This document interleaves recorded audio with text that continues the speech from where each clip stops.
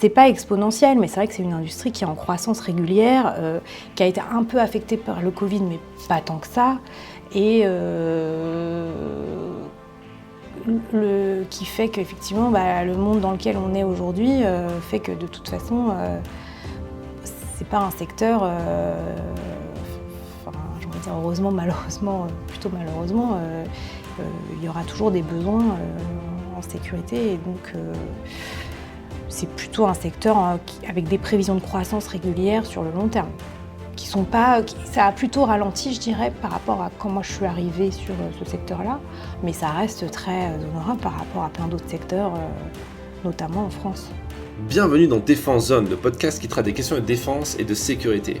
Cette semaine, nous entrons dans les coulisses du Milipol, l'un des plus grands salons professionnels dédiés à la sécurité intérieure dans le monde. Anne Fraissinet, directrice des événements du pôle sécurité chez Comexposium, va nous en apprendre plus sur cet événement dont Défense Zone est partenaire cette année et qui se déroulera en novembre 2023. N'oubliez pas de vous abonner au podcast et au magazine papier en vous rendant sur le site internet défense-zone.com. Nous vous souhaitons une bonne écoute. Après avoir parlé du salon de Sofins avec son directeur et puis le salon Eurosatori avec le général Baudouin, il est temps de parler un petit peu du salon Milipol avec vous. Anne Fraissinet, est-ce que vous pouvez vous présenter ? Oui, bonjour, donc, je suis Anne Fraissinet, je suis la directrice des événements Milipol, puisque Milipol c'est un réseau dans le monde, donc chez Comexposium, qui opère le salon pour le GIE Milipol, mais je pense qu'on y reviendra après. Moi je suis tombée dans l'événementiel quand j'étais petite, parce que ça va faire 20 ans que j'y suis, et j'ai tout de suite aimé, j'en suis jamais partie, j'ai fait du marketing, j'ai fait du congrès, beaucoup d'international en fait, c'est ça qui m'a attirée dans ce métier, c'était l'opportunité de faire de l'interculturel et du développement à l'international. Et depuis 2015, j'avais pris la direction communication du pôle sécurité chez Comexposium, donc tous les salons Milipol et un autre salon qui s'appelle Trustech, qu'on a aussi dans le pôle. Et en septembre, j'ai eu l'opportunité de prendre la direction de ce pôle, donc j'en suis ravie. Et, voilà un petit peu mon expérience. Super. Est-ce que vous pouvez nous expliquer ce que c'est Milipol, en quoi ça consiste, pour qui c'est fait peut-être ? Alors, tout à fait. Donc Milipol, c'est un réseau de maintenant 4 salons en France et à l'international. Donc ce sont les événements dédiés à la sécurité intérieure des États. C'est un salon professionnel qui s'adresse aussi bien au secteur public, mais pas que, qui s'adresse aussi au secteur privé de plus en plus. On a un salon Milipol à Paris, donc, qui est là en novembre, du 14 au 17 novembre 2023. Il existe depuis 1984. Donc ça a été le premier salon à être créé. En 1996, on a lancé un salon au Qatar. Donc ça fait maintenant un certain temps, qui s'est développé. Donc en 2015, on a continué notre développement international en rachetant un salon déjà existant à Singapour, qui est devenu Milipol Asia-Pacifique. Et là, nous lançons, ça a été un petit peu retardé, bien sûr, à cause du Covid. On a été un petit peu bloqué pour le lancer plus tôt. On lance un Milipol India, donc, qui sera là fin octobre 2023, qui se présente assez bien, on est assez contents. Et ce qu'il faut savoir, c'est que comme Exposium, on opère en fait le salon pour un groupement d'intérêt, un GIE, Milipol, qui est composé de 4 entités, Civipol, Visium, Protecop et Thales. Civipol, c'est la société de conseil du ministère de l'Intérieur, dont le PDG est toujours un préfet. Donc là, c'est monsieur Yann Junot. Et ce monsieur est président des salons Milipol et on travaille en étroite collaboration. Et en fait, Milipol, c'est vraiment le salon du ministère de l'Intérieur. Donc voilà, police, gendarmerie, on s'est ouvert de plus en plus sur le privé depuis ces dernières années. Et en fait, quand on lance un nouvel événement, c'est toujours dans cette optique-là, c'est comment favoriser la coopération, on va dire, internationale entre la France et l'État dans lequel on va aller pour positionner notre salon. On n'ira jamais lancer un Milipol si on n'a pas travaillé au préalable avec le ministère et si on n'a pas l'accord que eux, ça les intéresse, qui souhaitent faire un partenariat fort avec cet État-là pour ce salon, etc. Donc l'Inde, ça s'est passé comme ça. On a fait des voyages d'études et on est parti avec l'autorisation de M. Darmanin pour rencontrer le MHA là-bas, et ça s'est fait comme ça, via M. Junot, qui est donc notre président, qui nous accompagne dans ce genre de développement. Voilà. J'ai dû oublier plein de choses. Mais... Alors, on va retourner sur plein de choses, parce que vous me donnez pas mal d'idées pour vous relancer. L'Inde, c'est vrai que c'est un marché assez incroyable. Quand on voit la dernière commande record de Airbus sur le dernier Bourget, c'était combien, 500 avions? Non, j'ai un doute. Je ne sais plus combien d'avions étaient vendus. Enfin, c'était la plus grosse commande record. C'est incroyable. C'est quoi l'enjeu pour le ministère de l'Intérieur d'ouvrir comme ça à l'international? Alors, il y en a deux. En fait, c'est vrai que l'Inde, c'est un pays continent. Hein. Pour nous, on est complètement abasourdis à chaque fois par les chiffres du nombre de policiers, tout. C'est un ministère énorme. Il y a des chefs de police dans tous les États. Donc, c'est absolument colossal comme marché. Ils ont besoin notamment du savoir-faire étranger pour deux choses. Ils ont un fort besoin de modernisation, globalement, que ce soit au niveau des équipements, des véhicules. Enfin, ils ont vraiment besoin de moderniser tout ce qu'ils ont déjà. Et leur Premier ministre, qui vient en France, là, notamment pour le 14 juillet, il est très... c'est vraiment une des guidelines qu'il a données à son ministère. Et ils ont une appétence hyper forte aussi pour toutes les technos, notamment les drones et le forensique, sachant que pour l'instant, ils auront tout à fait le savoir-faire, ça, il n'y a pas de problème, mais ils n'ont pas la genèse de la techno. Enfin, ils ont besoin, pour l'instant, de boîtes étrangères pour les aider à se lancer de façon plus à grande échelle sur ces sujets-là. Donc nous, c'est ça, les axes importants du salon Milipol India, c'est ça, c'est aider dans la mesure de nos petits moyens à leur proposer des solutions et à amener des entreprises qui vont les aider dans cette modernisation, et sur le côté techno. Voilà, et donc ça se verra dans le programme de conférence. Et après, il y a des sujets très spécifiques à l'Inde. En fait, Milipol, si vous voulez, c'est un peu le même dans tous les pays, en termes de nomenclature, les exposants, les visiteurs, enfin, on décline. Paris est bien plus grand, les autres sont plus petits, ok. Mais après, ce qui fait la différence, c'est le contenu. On essaye vraiment d'adapter les sujets. Par exemple, il y a des sujets qu'on traite qui sont spécifiques à l'Inde, c'est-à-dire qu'ils ont quand même des gros problèmes de route et d'infrastructures routières et de sécurité routière. Ils ont 17 000 km de côtes et de frontières à protéger, ce qui est quand même... voilà. Ils ont aussi tout un sujet sur la alors c'est pas hyper gai, mais sur la pédocriminalité et sur... justement, avec le Covid, ça s'est renforcé, tout est passé en ligne, enfin c'est une véritable catastrophe.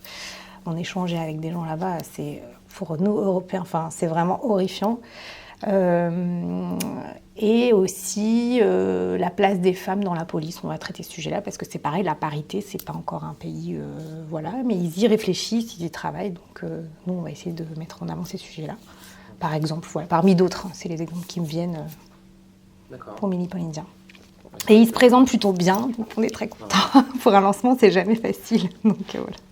Et concernant le Milipol qui arrive à Paris, du coup, qui aura lieu en novembre prochain. Oui, tout à fait. Donc, pour ceux qui ont suivi un petit peu sur Défense-Zone, nous sommes partenaires de l'événement et on a commencé un petit peu à communiquer dessus, et vous pourrez trouver des informations, et puis vous pourrez nous voir en direct pour échanger avec nous. En quoi ça va consister? Combien? Est-ce que vous pouvez nous en parler un petit peu? Combien d'exposants peut-être? Oui. L'ampleur. Donc là, au jour d'aujourd'hui, de toute façon, on est déjà au-delà de 2019, donc ce sera le plus grand salon qu'on ait jamais fait en nombre d'exposants de surface. Visiteurs, on verra, mais du coup, on se projette aussi sur une croissance, parce que normalement, ça va de pair quand même. Donc on sera pratiquement à 1200 exposants. On va voir où on atterrit exactement. On est sur le hall 4 et le hall 5 à Paris-Nord-Villepinte. 2021, on avait fait une édition un peu resserrée à cause du Covid. On n'avait eu que 700 exposants, mais c'était déjà pas mal vu le contexte. Donc voilà, mais là, on revient vraiment sur une dimension qui est plus dans la lignée de 2019 et qui va être au-delà. Donc on est hyper content, et on sent pareil, là on est en train aborder le côté délégation officielle avec le ministère de l'Intérieur, puisque c'est grâce à eux aussi qu'on fait venir des délégations officielles. On a déjà pas mal de demandes. Je pense que là aussi, il y aura un effet de rattrapage de 2021, des gens qui n'ont pas pu venir de l'étranger, notamment de l'Asie. On a un gros retour de l'Asie sur tous nos événements au global chez Comexposium. Voilà, il y a le ministre de l'Intérieur de Singapour qui a déjà confirmé sa venue. On attend les confirmations qui vont continuer à arriver au fur et à mesure. Donc on est vraiment très contents, ça se présente hyper bien. Donc on y va sereinement, on est encore à quelques mois de l'événement, mais on est très contents. D'accord. Qui peut participer au Minipol concrètement ? Est-ce que c'est ouvert au public, par exemple ? Alors c'est un salon professionnel, donc déjà non, il n'est pas ouvert à tout public. Et alors sur Minipol, on est particulièrement sélectif, casse-pied entre guillemets. C'est vraiment réservé aux professionnels de la sécurité. Donc chaque demande, ce qu'on appelle d'accréditation, donc si vous souhaitez un badge, vous devez prouver que vous êtes dans la sécurité, ce que vous y faites et quelle est exactement votre fonction et votre rôle. Et chaque inscription et demande d'inscription est validée une par une. Voilà, on a un service qui fait quasiment que ça, de là maintenant jusqu'au salon, pour accréditer les gens, que ce soit assez rapide quand même entre le moment où on dépose sa demande et le moment où on est accepté ou refusé. Et donc voilà, c'est un questionnaire à remplir. Donc non, c'est pas un salon ouvert, mais parce qu'on traite de problématiques qui concernent que ce secteur-là, et que les exposants, ils viennent pour faire de business et pour rencontrer des professionnels. Donc il n'y a pas de raison qu'il y ait des gens qui n'aient rien à faire avec le secteur. Après, c'est pas non plus interdit. Par exemple, aux étudiants, on vous laisse venir quelques écoles, mais c'est effectivement encadré. Quelques masters dédiés à la sécu ou des choses comme ça. Ils nous font une demande et bien sûr, ils sont les bienvenus. Mais ça reste quand même des gens qui sont dédiés à devenir plus tard et à travailler dans ce secteur-là. Voilà, on est assez strict. Et j'imagine qu'il y a tout type d'entreprises, de sociétés, des startups comme de grands groupes, comme on parlait par exemple de Thales. Exactement, c'est tout à fait ça. Alors après, c'est un secteur qui a quand même un tissu de PME qui est assez important, que ce soit en France ou à l'international. Mais effectivement, il y a des gros intégrateurs ou des grosses boîtes françaises, Thales, Idemia, Airbus. J'en oublie plein, évidemment, il y en a 1200. En France et à l'international, on a quand même 60% de nos exposants qui viennent de l'étranger. Et on a également, ce qui est une force sur le salon, c'est qu'on a, maintenant on doit être à 17 pavillons internationaux, donc qui fédèrent des entreprises, le pavillon américain, israélien, scandinave, italien, allemand. Donc qui fédèrent, on essaie de les grouper sur un espace, ils fédèrent un certain nombre d'entreprises et ça nous permet d'avoir une représentativité internationale vraiment très forte. On travaille également avec les groupements français, J4, Eden, Primus, je vais en oublier l'appareil, avec presque une dizaine CCI Seine-et-Marne, avec pratiquement une dizaine de groupements français qui nous fait venir en collectif des entreprises. De toute taille d'ailleurs, parce que on a des Securitas par exemple, il sera sur le pavillon du J4 et c'est pourtant une grosse entreprise, il n'y a pas de limite de taille. Et on a aussi cette année travaillé beaucoup sur le côté start-up pour mettre en avant l'innovation et on a pas mal avancé avec Generate, donc, qui est l'incubateur du J4 justement, et qui viendra avec au moins une dizaine d'entreprises sur l'espace start-up. Donc ça c'est pareil, on est assez contents. Et on a également cette année la place stratégique, qui est aussi un programme qui accompagne des entreprises très technologiques. Donc pour nous c'était intéressant parce que c'est vrai que Minipol, il y a un côté équipement, véhicule, même armement dans une certaine mesure qui est assez important. Mais depuis quelques années, on voit de plus en plus les technologies qui émergent. Et donc c'est pour ça que c'est important de nouer avec un réseau important de start-up c'est une association finalement comme la Place Stratégique qui fédère aussi quelques entreprises sur un stand parce qu'ils font de l'intelligence artificielle, ils font des choses qui sont très demandées en ce moment et en réflexion dans les institutions, mais pas que, quoi. Enfin, voilà. Ah, vous devancez une de mes questions justement sur l'IA forcément, parce que même nous on n'arrête pas d'en parler dans nos articles et sur nos newsletters, etc. Dans quelle mesure c'est quelque chose qui est prégnant, qu'on voit de plus en plus sur ce genre de salon? Alors moi je ne suis pas en tant que telle une spécialiste de l'IA, donc je ne pourrais pas vous parler en détail,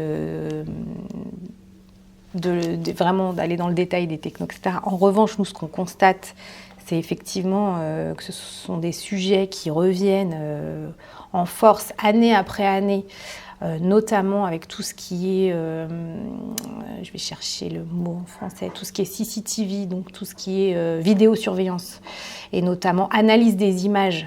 Et on voit que l'intelligence artificielle aide quand même énormément à analyser un nombre d'images colossales, ce que ne peuvent pas faire des policiers au sein des commissariats. C'est très compliqué. Donc ils sont en forte demande pour ces nouvelles technos-là, pour les aider dans leur métier au quotidien. Mais ça se passe aussi côté privé. Et on a des sociétés très innovantes comme la société 22, que vous devez connaître peut-être, qui vient de faire une grosse levée de fonds là notamment, qui sera exposant. Et eux, par exemple, ils savent détecter et compter des silhouettes. Donc en fait, il n'y a plus besoin de bipage où ils savent dire sur une zone, voilà, il y avait tant de personnes parce que l'intelligence artificielle a réussi leur algorithme. Alors je ne pourrais pas rentrer dans, je raconterai des bêtises, donc je ne pourrais pas rentrer dans le détail de la techno, mais ils sont capables de développer ce genre de choses. Et on en parle aussi notamment avec les Jeux Olympiques qui arrivent. C'est un des sujets quand même qui est mis dans la balance en termes de tests pour la protection des gens pendant les JO. Ça et les drones, c'est vrai que c'est des sujets vraiment phares de cette année. Hein. Voilà, on va en parler partout. Ouais. Vous venez encore de devancer notre question sur... Mais c'est bien, tant mieux. C'est bien, c'est qu'on est en phase en termes de sujets. Ça déroule, c'est très bien. Justement, 2024 va être marqué, notamment à Paris, par les Jeux Olympiques. Comment vous surfez peut-être dessus? Est-ce que vous allez l'utiliser comme argument marketing ou... Alors, comme argument marketing, oui. Alors en quelque sorte, c'est-à-dire que tout notre programme de conférence va être axé sur les Jeux Olympiques de Paris 2024. Notre programme de conférence, il est développé en partenariat avec l'IHEMI, donc l'Institut des hautes études du ministère de l'Intérieur. C'est eux en fait qui coordonnent tout notre programme. Donc, on a rencontré la DIJOP, on a rencontré le SNEDJ, et c'est en train de se mettre en place. Et l'idée, c'est vraiment d'axer ce programme de conférence sur les jeux, continuum des jeux, technologie dans les jeux, l'héritage des jeux, qui est quand même un sujet phare. Tout ça axé, bien évidemment, sur l'aspect sécuritaire des choses, pas juste... voilà. Mais ça s'annonce passionnant. Il y a tellement de sujets, effectivement, liés à ces jeux. Et voilà, après, si vous voulez, ça va être en filigrane au cœur du salon, dans les discussions, etc. Après, nous, on n'a pas... on va se servir des conférences pour en parler parce que ça nous semblait le meilleur axe, en fait, pour le salon. Ouais. Voilà. Et pour revenir un peu sur l'IA, est-ce qu'il n'y a pas... Parce qu'on voit un petit peu dans l'actualité tech, qu'il y a un petit côté, il y a une effervescence autour du sujet, il y a beaucoup de choses où il y a des gros points d'interrogation, il y a des boîtes qui disent qu'elles font de l'IA, mais bon, c'est un peu pour surfer sur la thématique générale. Est-ce que dans l'univers de la sécurité et du coup de la défense, vous le percevez ça, ou au contraire, est-ce que c'est des boîtes qui faisaient ça déjà avant qu'on en parle auprès du grand public ? Je dirais qu'en fait, c'est le problème de tous les sujets un peu prospectifs quand ils émergent. Je trouve qu'on a vécu la même chose. Nous, en parallèle, on a d'autres salons avec Sacha qui parlaient beaucoup à l'époque de l'Internet des objets et de l'intelligence des objets. Et donc, on voit qu'effectivement, il y a toujours un peu un effet de mode où tout le monde se dit, ou on le voit aussi sur d'autres salons même qui n'ont rien à voir avec la sécu, sur je trouve le métaverse. On peut faire un peu le parallèle avec ces sujets-là qui sont très prospectifs, où tout le monde se tourne autour et se dit on a envie d'y aller parce qu'il voit potentiellement un business derrière, ce qui est bien normal. Et donc après, effectivement, il y a deux choses. Il y a soit ceux qui sont juste en mode on voit une opportunité, et on va essayer d'adapter 2-3 produits et d'aller vers ça. Mais après, moi, ce que je trouve, c'est qu'on voit quand même, non, en termes de sécu, notamment en termes de start-up et de boîtes innovantes, des sociétés qui émergent et vraiment des boîtes qui se lancent vraiment sur ce sujet et qui sont nées avec ça, enfin, vraiment à bras le corps. Voilà, après, on va voir ce que ça donne, hein, mais c'est vrai que... Non, mais je pense que dans la sécurité, alors, encore une fois, je ne suis pas spécialiste de l'IA, mais il y a quand même des vraies applications et des vrais... on voit vraiment en quoi ça peut être utile, bénéfique, et on voit vraiment des applications et des usages. Parce que je trouve que c'est ça qui est important quand il y a des nouvelles technos qui émergent, parce que c'est sûr, on peut aller à l'infini en nouvelles technos, mais il faut quand même qu'il y ait à un moment une adoption, un usage. Voilà, et donc là, sur la sécurité, on voit très bien dans quel secteur et à qui ça peut être utile. Après, avec tous les problèmes autour que ça génère, éthique, RGPD, enfin voilà, je pense que ça ne sera pas simple quand même. Mais bon, voilà. Justement, en parlant d'éthique et de tout l'aspect polémique de la sécurité, par exemple la télésurveillance pour les JO, ça pose énormément de questions, notamment sur ce qui sera prévu après les JO. Est-ce qu'on laisse les caméras? Est-ce qu'on laisse pas les caméras? Est-ce qu'on met de l'IA dedans ou pas? Vous, quel regard vous portez sur ça? Est-ce que vous avez un rôle de modération, avec des gros guillemets, ou pas du tout? Alors nous, en tant que salon, on ne se positionne pas sur un rôle, comme vous dites, de modération. Nous, on a notre regard de citoyen, où on a peut-être un avis. Après, notre président, effectivement, est à un niveau plus ministère. C'est plus à eux de jouer ce rôle-là. Nous, en tant que salon, on rentre pas, on va pas jusque-là. Après, moi, ce que j'ai juste pu remarquer, c'est que il y a un mélange un peu aussi c'est aussi très culturel, tous ces débats, parce qu'on voit bien, en Angleterre, ça pose aucun sujet. Et ça n'a jamais posé de sujet, cette problématique de vidéosurveillance. En France, dès qu'on prononce le mot... Donc en fait, voilà, moi, j'ai pas, au-delà de ça, j'ai pas d'avis particulier, mais c'est un constat, c'est lié à ça déjà, je trouve. Et après... c'est un secteur qui est toujours un peu, et même au niveau citoyen, on est toujours un peu schizophrène avec ça, c'est-à-dire qu'on a envie d'être protégé, mais on ne veut pas être contrôlé. Enfin voilà, donc surtout particulièrement en France, dans d'autres pays, je vois bien, on organise nous d'autres Milipol ailleurs, il n'y a pas du tout ces problématiques. Singapour, il y a des caméras partout. Bon, enfin, après, c'est pas vraiment une démocratie. On rentre dans des considérations tout de suite très politiques. Nous, c'est pas vraiment notre rôle, au-delà en termes de salon. De se positionner par rapport à ça. Nous, justement, qu'il y ait des débats pendant le salon sur ces sujets-là, c'est super, mais nous, en tant que salon et organisateur, on n'a pas de rôle, on ne se prononce pas par rapport à ça. Si le ministère ou si la préfecture ou si veulent débattre avec des industriels, etc., on leur laisse mais nous, on ne se prononce pas plus que ça. Voilà, c'est pas vraiment notre rôle. Ouais. Et par rapport à la communication que vous avez vers l'extérieur, peut-être, même si vous l'avez dit, c'est un salon professionnel, votre intérêt, c'est pas de communiquer auprès du grand public, forcément, même si j'imagine qu'il y aura des médias mainstream, il y aura peut-être TF1, voilà. Comment vous arrivez à gérer cette communication vers l'extérieur, sachant qu'à la différence des salons, d'autres salons plus orientés de défense, peut-être, je pense aux forces spéciales par exemple, où il y a moins de clivage politique, on va dire, ou moins d'aspect polémique que la sécurité intérieure? Alors, je ne sais pas, parce qu'en fait, je ne suis pas sûre que ce soit tellement plus simple donc pour le SOFINS ou Rosatori. Je pense que c'est des secteurs qui restent, qui intriguent, qui posent question.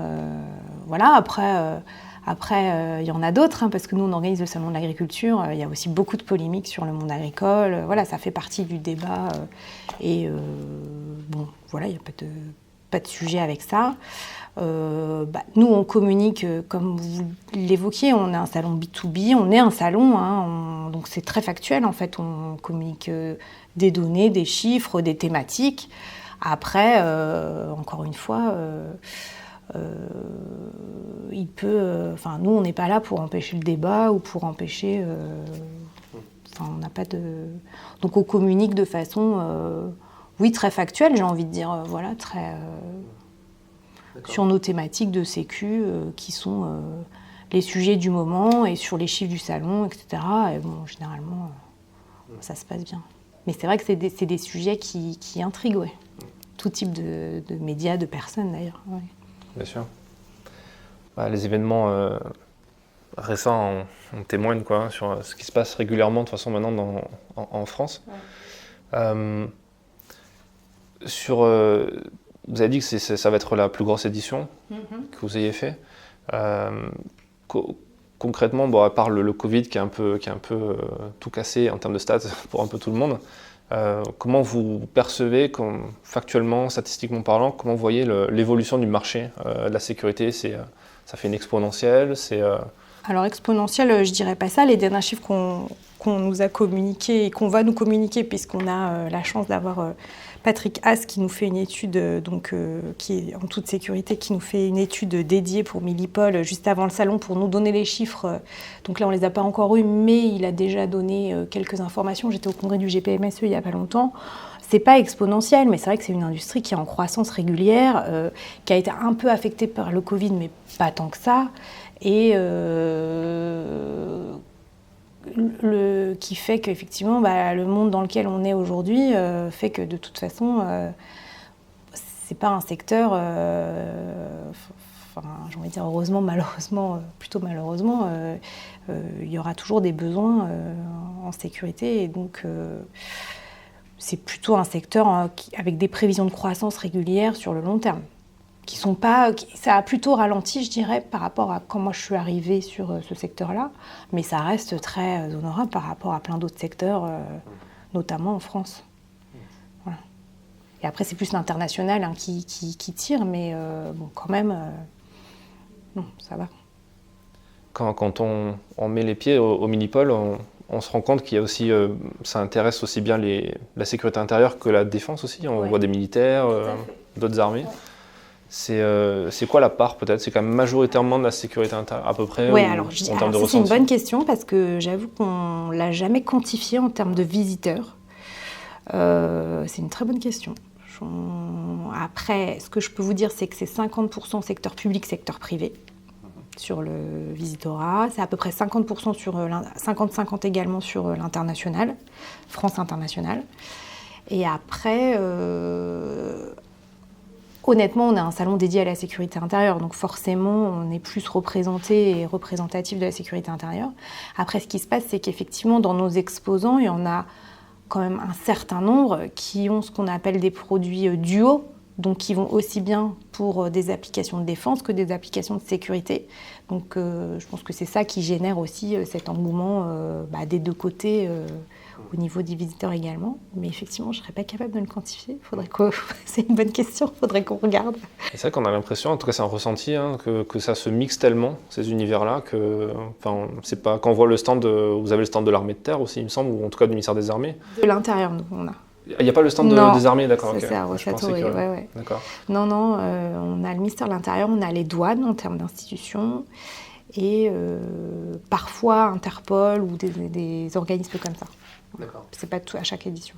Okay. Mais effectivement, oui, les attachés de défense viennent, le ministère des Armées et la DGA est présent dans les allées du salon, etc. Et nous, ça nous semble bien normal, tout à fait. Vous parlez des extensions à l'international, Milipol India, Qatar, à Singapour. Est-ce que vous allez encore vous agrandir comme ça, vous répandre un petit peu encore plus? J'ai envie de vous dire oui, mais je ne sais pas où, si c'est ça votre question d'après. Évidemment, nous, notre objectif, c'est de continuer à se développer. Après, un développement, ça ne se fait pas en un claquement de doigts. Parce que du coup, il y a la phase effectivement préliminaire d'études qui est quand même assez longue pour savoir où est-ce qu'on va se lancer, avec qui. Il faut avoir le bon partenaire local, en fait, après, en termes d'expo pure. Au-delà du secteur. Et c'est vrai que l'Inde, chez Comme Exposion, on a un partenaire local qui est extra et qui opère plusieurs de nos salons là-bas, sur d'autres secteurs, mais du coup, ça a facilité énormément le développement. Et donc il y a ça, trouver le bon partenaire, dénicher le bon pays où il y a le potentiel. Bon, ça, il y en a, hein, il en reste un certain nombre. Et se dire, nos autres salons sont suffisamment forts et suffisamment assis et lancés pour qu'on puisse se consacrer à en créer un autre, en fait. Et donc, nous, on s'est toujours dit qu'il ne fallait pas aller trop vite. Vous voyez, on a quand même mis entre 2015, bon, il y a eu le Covid, ok, mais on a bien mis, on aurait au moins mis 5 ans, hein, quoi qu'il arrive, entre l'un et l'autre. Et je ne suis pas persuadée qu'on puisse aller tellement plus vite. Enfin, nous, tel qu'on le conçoit, en tout cas, j'imagine que oui, on peut aller plus vite, mais oui, j'aimerais bien qu'on aille encore dans d'autres endroits. C'est pas risqué, le fait de bosser à l'international comme ça, quand il y a quand même des questions d'armement, parfois, ou il y a des questions de liste noire aussi du ministère des Affaires étrangères. Donc c'est tout ça, en fait, c'est pour ça qu'on n'y va que quand le ministère de l'Intérieur nous dit « Ok, go, ce pays-là, pour nous, il est bien, on a des intérêts, des coopérations, en fait. C'est pas des intérêts, c'est de la coopération avec ces pays-là, pour qu'il n'y ait pas de sujet après, ultérieurement. » Et si demain, il y a un changement ? Si par exemple, on arrêtera. Hein. Enfin, je veux dire, si c'est plus possible, on ne fera pas de choses qui ne sont pas conformes avec la coopération internationale. Non. Ah oui, c'est toujours le risque. Pour l'instant, tout du bois. C'est toujours le risque, c'est le jeu. Un salon, de toute façon, il peut faire aussi d'expérience, mais ça c'est dans tous les secteurs, il peut faire une super année de lancement, un bon lancement, et puis finalement, on se dit que l'année 2 et 3, c'est pas si facile. Enfin voilà, c'est jamais acquis de toute façon. Donc il y a ça. Après, il y a aussi le contexte, international qui peut changer. On l'a vu ces derniers temps, ça a été quand même compliqué. Donc, non, rien n'est jamais acquis, mais c'est le jeu, j'ai envie de dire. Sinon, on ne fait jamais rien, de toute façon. Bon, ça ne nous fait pas peur. Et j'imagine que au sein de votre équipe, vous êtes tous un peu férus de géopolitique, non ? Oui, je pense qu'on est l'équipe de chez Comex Mondial, mais il y a le plus de nationalités. Oui, vraiment, là, il y a Espagne, Arménie, il y a James City britannique. Enfin voilà, vraiment, on a une équipe complètement polyglotte, internationale. Voilà. D'accord. Donc c'est assez sympa en plus de travailler dans cette ambiance. Et puis on a nos équipes locales aussi, parce que finalement on a des équipes locales. Dans chaque pays, des petites équipes, mais bon, voilà. D'accord. Parmi les auditeurs du podcast, il y a beaucoup de jeunes qui sont en école, dans des cursus orientés défense, géopolitique, sécurité. Est-ce que vous recrutez ? Est-ce que c'est qu'est-ce que vous, avec la vision du marché que vous avez, qu'est-ce que vous en pensez par rapport à... Est-ce que c'est une bonne idée de se diriger là-dedans ou... Moi, je dirais que... Alors, il y a deux choses, parce qu'il y a plusieurs typologies de sécurité. Le secteur qui recrute en ce moment, qui est en pénurie totale, c'est la cyber. Donc là, j'ai envie de dire à tous les jeunes, j'ai une ado, j'arrête pas de lui dire « T'es sûr que tu veux pas faire de la cyber ?» Parce que vraiment... là, je pense qu'il y en a encore pour des années et que c'est des jeunes qui trouveront du travail tout de suite et à de bonnes conditions, parce que toutes les boîtes cherchent. Il n'y a qu'à voir là, les groupements. Il y a Exatrust qui a signé un partenariat avec Cyberjob. Je crois que c'est une plateforme qui est spécialisée dans la recherche de jobs cyber. Enfin, donc vraiment là, on peut y aller, je pense, les yeux fermés. L'armée qui a du mal aussi à recruter. Et voilà, et j'allais y venir, l'armée, et donc ça, et la gendarmerie aussi, un gros pôle cyber maintenant. Et après aussi, il y a les institutions en soi qui recrutent. Le ministère de l'Intérieur, là, ils ont des gros besoins aussi de recrutement, donc c'est différent, mais il y a aussi des jobs disponibles. Et non, après, je pense que c'est la sécurité privée. On en parle aussi beaucoup à des pénuries d'emplois à tous les niveaux. Donc, je dirais que c'est quand même un secteur, oui, qui recrute. Et voilà, mais après, ça dépend des appétences de chacun. Voilà. C'est vrai que la question du recrutement, c'est ultra central. D'ailleurs, est-ce que ça prend... Est-ce que c'est présent dans votre salon ? Est-ce que vous accompagnez certaines sociétés ou... Une bonne question. Moi, ça fait plusieurs années qu'on tourne autour en fait, du sujet. parce qu'il y a la problématique de... On est un salon professionnel, donc les boîtes veulent voir des professionnels. En même temps, nous, en tant que collaborateurs, enfin voilà, on se dit tous, c'est quand même dommage aussi de ne pas être un peu une plateforme qui pourrait aider à connecter des jeunes avec l'entreprise. Je dirais que pour l'instant, c'est plus qu'on n'a pas vraiment trouvé la bonne formule pour le faire. Mais votre question, elle est tout à fait cruciale et c'est quelque chose qui nous trotte dans la tête. Je pense que juste on n'a pas vraiment trouvé vraiment la bonne formule pour le faire, de comment on pourrait faire et est-ce que c'est un espace dédié sur le salon un peu au recrutement, est-ce que c'est vrai que dans la cyber il y a cette plateforme, donc comme je parlais, Cyberjob, qui est vraiment dédiée au métier de la cyber, donc ça aide. Là, je n'ai pas connaissance d'une plateforme en tant que telle pour la sécurité au sens large. Donc, c'est un sujet qu'on doit creuser et ça fait, je pense maintenant quand même depuis 2019 qu'on se dit qu'il faudrait faire quelque chose là-dessus. On n'a juste pas trouvé le bon angle, je pense encore. Mais... parce que c'est vrai qu'on voit des cursus aussi naître de cybersécurité, d'intelligence économique. Exactement. Et on est pas mal en contact avec eux parce qu'effectivement, ils viennent visiter. Et nous, c'est avec grand plaisir qu'on les reçoit. Mais oui, on est assez convaincus qu'il faudra aller plus loin. On n'a juste pas vraiment encore approfondi ce sujet-là, comme on a déjà beaucoup d'autres sujets à développer. Voilà, mais c'est vrai que c'est une question hyper importante.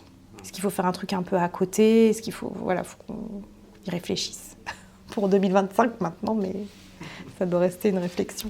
C'est bien, un truc en plus sur la to-do list. C'est ça. J'avais une question par rapport à...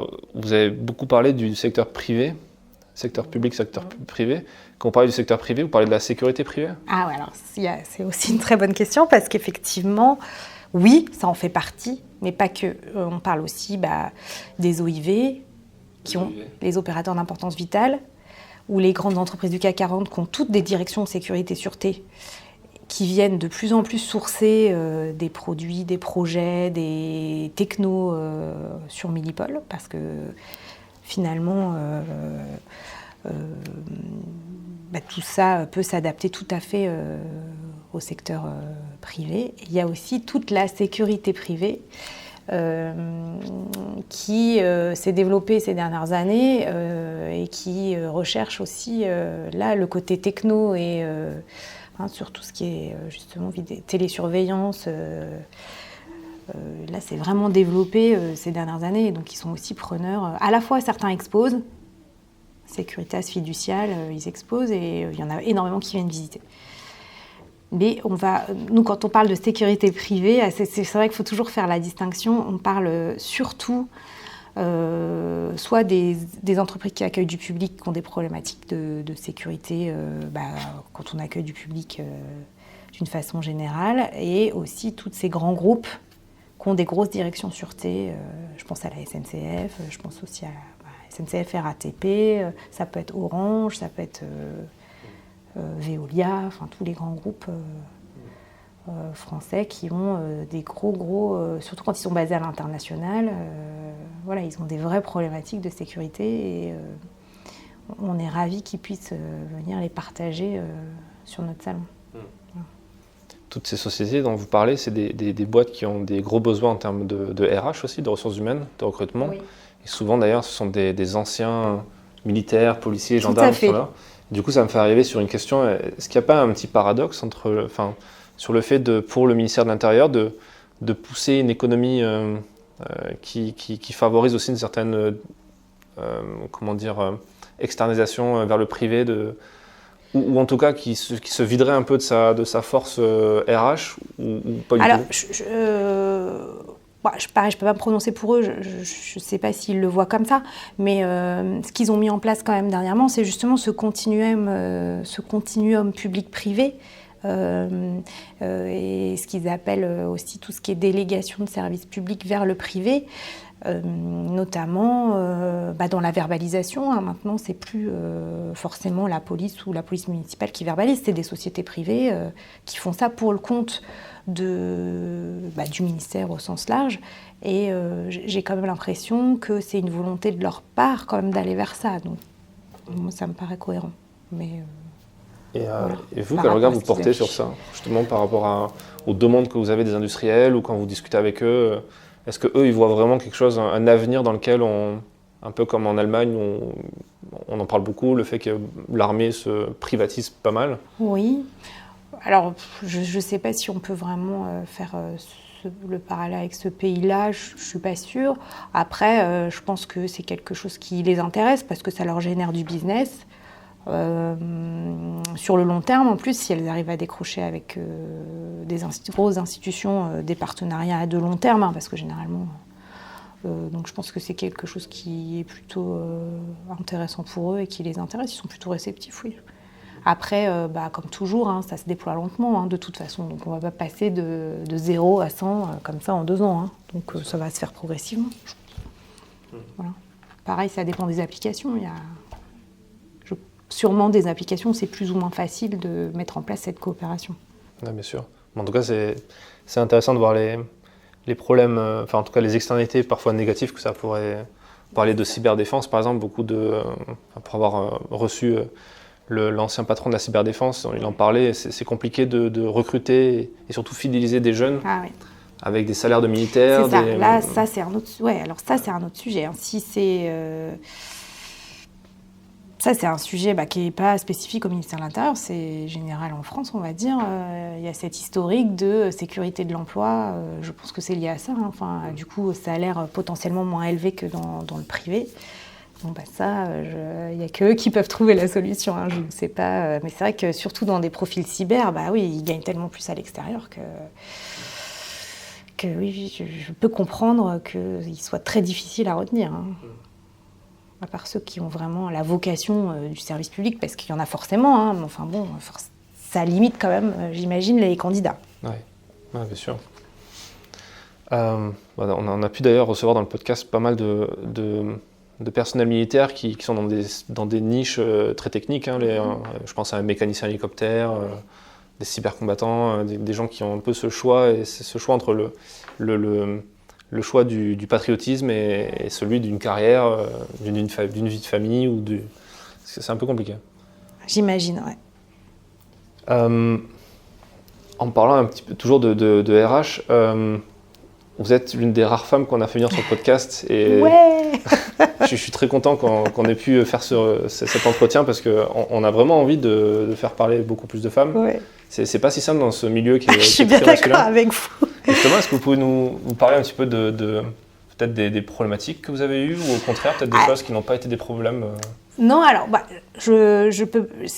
C'est pas un problème, ça se pose pas vraiment comme ça, mais c'est vrai que on va dans de nombreux événements et on se sent souvent assez seul. Voilà, c'est plus ça en fait que je me dis souvent quand je vais quelque part, c'est de me dire mon Dieu. Et encore moi, je suis pas, je suis dans ce secteur, mais par capillarité, on va dire, je fais quand même à la base de l'événementiel où il y a beaucoup de femmes. Donc moi, dans ma société, on est beaucoup de femmes chez Comexposium, on est même une majorité de femmes. Donc voilà, mais dès que effectivement je vais à des événements, quels qu'ils soient. C'est vrai que c'est impressionnant la disproportion, on va dire. Après, c'est pas un problème en soi. Je peux pas dire que les gens aient un a priori ou. Donc voilà, je suis un peu. C'est juste que je me dis quand et elles sont où, parce que c'est une vraie interrogation, oui, de ma part. Mais je pense que ça va venir. Je pense que c'est des métiers peut-être qui n'étaient pas... peut-être qui faisaient un peu peur. Enfin, je ne sais pas comment le formuler pour pas faire un... Et que c'est en train de changer, notamment quand on va dans des services de police ou quand on a des rendez-vous ministère, police, gendarmerie. Là, il y en a quand même vraiment beaucoup, de plus en plus. Donc ça, c'est une évolution. Et bon, à l'étranger, c'est encore pire. Dans les pays où je suis, quand on y va, là, vraiment, là, Qatar, ministère de l'Intérieur du Qatar, je vous cache pas que, si, là, la dernière fois, il y avait quelques femmes mais c'est très récent, ils sont pas misogynes pour autant, honnêtement, j'ai jamais eu de problème de ce côté-là. C'est juste qu'ils savent pas bien faire avec la mixité, mais il n'y a pas je n'ai pas vécu, en tout cas, de choses... désagréable. Singapour, c'est pas fou non plus. Et l'Inde, je vous cache pas que c'est pas fou non plus. Donc ouais, c'est plus me dire, bon, un peu un moment de solitude parfois. Ouais. Mais c'est vrai que le secteur ministère de l'Intérieur est peut-être un peu plus préservé aussi en France. Ouais, vraiment, en fait, quand on regarde. On a reçu dans le podcast, d'ailleurs ça passera peut-être sûrement juste avant votre épisode, avec Marion Poitvin, qui est une CRS de montagne, qui est passée par l'armée, par le GMHM, le groupe militaire de haute montagne, et qui a quitté l'armée pour ces questions-là, notamment de sexisme. Et elle a expliqué que dans le CRS, c'est très différent, quoi. Il n'y a pas la même vision, même si c'est un univers qui n'est pas non plus très féminisé sur certains aspects.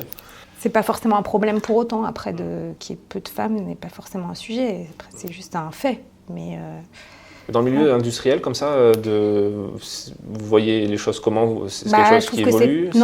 Alors je sais pas si ça évolue, je me dirais, j'ai pas encore assez de recul vraiment pour me dire, mais je trouve qu'en fait, c'est pas fou, quoi, non plus dans le secteur privé, hein. C'est ça qui m'interpelle, c'est qu'on peut dire, ok, police, gendarmerie, bon, mais dans le secteur privé, c'est pas non plus... on n'en croise pas des masses non plus, quoi. Un peu, mais c'est pas... Ouais.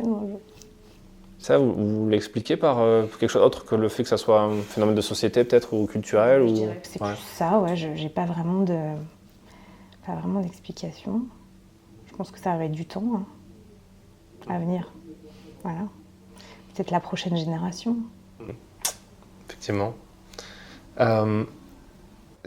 Pour terminer, je pose toujours cette question à nos invités, c'est quel est le conseil que vous donneriez à quelqu'un de votre secteur qui commence, qui se lance, qui s'intéresse à ça? Qu'est-ce que vous direz une jeune femme qui sort d'école, qui veut se lancer dans l'organisation événementielle dans ce secteur, notamment la défense par exemple, enfin la sécurité? Moi je dirais d'y aller à fond parce que c'est hyper...